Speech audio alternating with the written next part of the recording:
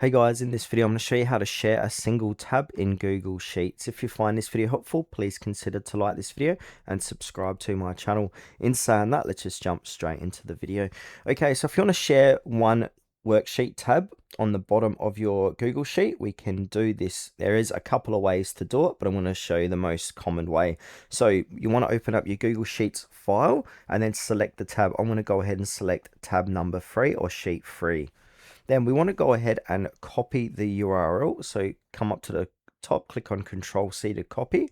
Now you're going to notice the link ends with something like GID 781.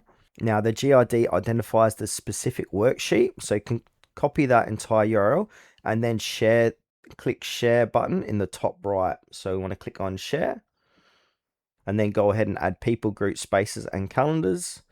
And then we can change the editor if you just want them to be a viewer and commentator and they can't download or edit your sheet.